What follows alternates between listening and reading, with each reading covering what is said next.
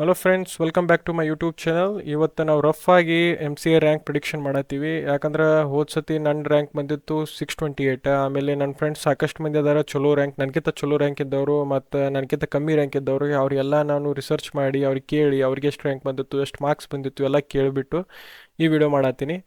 ಇದ್ರಾಗ 75, 69 ಈ ಥರ ಮಾರ್ಕ್ಸ್ ಅವೆಲ್ಲ ಟಾಪ್ 500 ಬರ್ತಾರೆ. ಈಗ ನೋಡ್ಬೋದು ನೀವು ಇಲ್ಲಿ 55 ಇಲ್ಲ 54 ಹಿಡಿದು 75 ತನ ರ್ಯಾಂಕ್ ಅದಾವಲ್ಲ ಅವೆಲ್ಲ ಟಾಪ್ 500 ಬರ್ತಾವೆ. ಲೀಸ್ಟ್ ನೀವು ನೋಡ್ಕೋಬೋದು.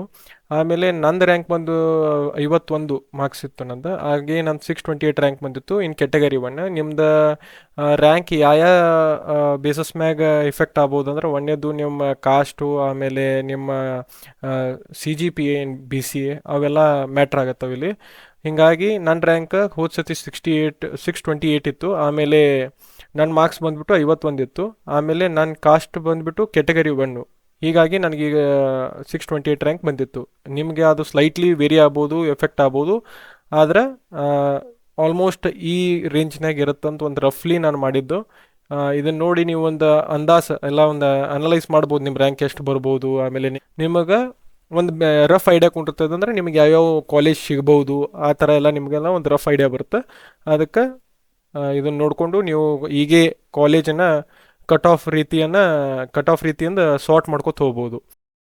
ಇದು ನಾನು ವಿಡಿಯೋ ಮಾಡಿದ್ದು ಓನ್ಲಿ ಫಾರ್ ಟಾಪ್ 1000 ರ್ಯಾಂಕ್ಸು.